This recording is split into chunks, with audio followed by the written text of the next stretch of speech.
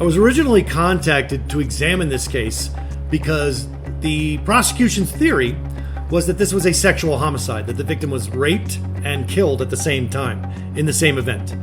And my job, in short, is always to examine the evidence, examine the context, and explain what the physical evidence supports and what it doesn't support.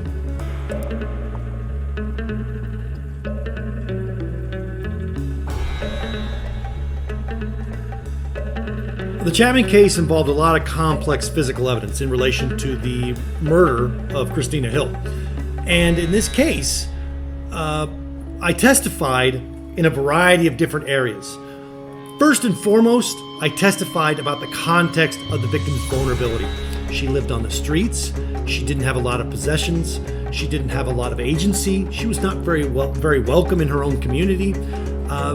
It's important to establish that because everybody who's there in the room is somebody who's got a job, someone who has money, someone who has the ability to, wash up and actually take a shower and go home and sleep on a bed.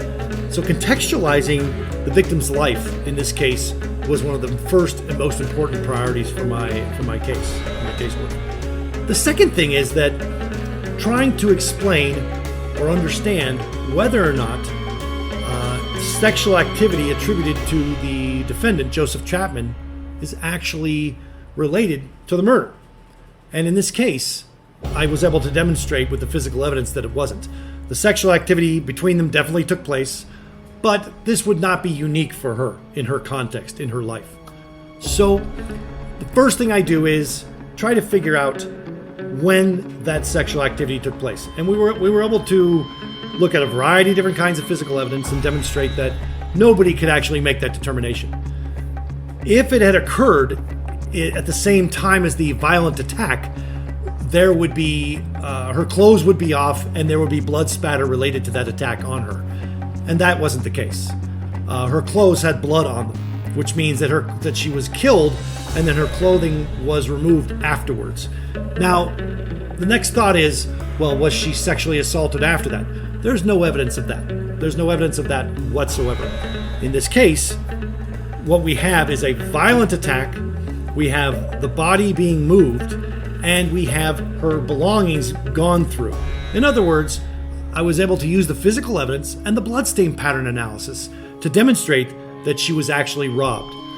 The multiple things were taken from her person, multiple things of value, to include her shoes, a new drink that she just bought, an iced tea, her cell phone, and her EBT card.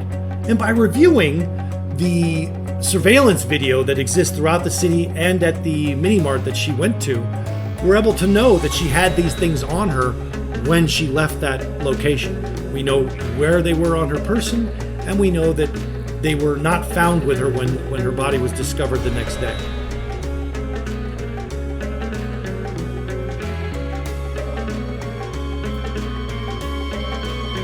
Perhaps one of the most important types of evidence that I was looking at in this case was not just the victim context, but the blood spatter analysis. In this kind of case, you need really good photographs of all the items that have received blood spatter. In this case, we have the ground, we have a vehicle nearby, we have a wall nearby inside of an alley, and then we also have her clothing and the defendant's clothing. In this case, one of the most important findings, for example, was there's blood all over the ground. The ground is soaked with pools of blood.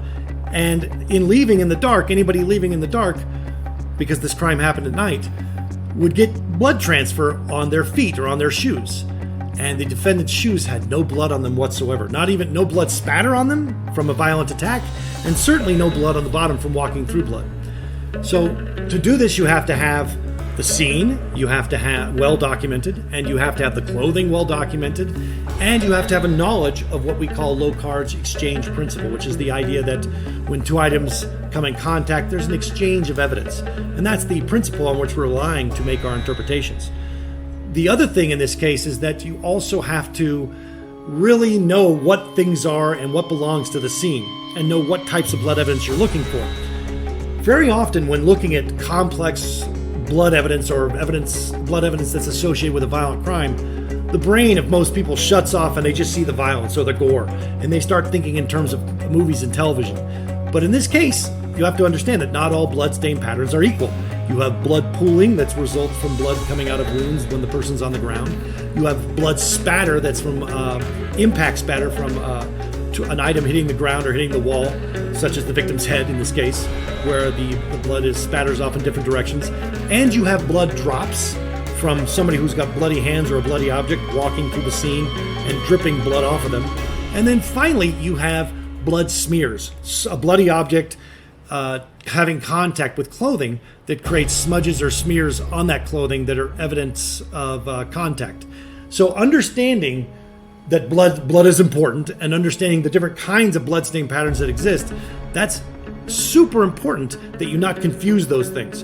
Very often when I'm talking to people who don't really have the education or training in this area, they tend to think it's all sort of the same thing. They tend to think it's all sort of related to the same thing. And they tend to think that if they have they look at a small amount of blood and they think it's a lot. Or they look at a lot of blood and they don't understand what it means. That's the skill. That's the ability. That's the expertise.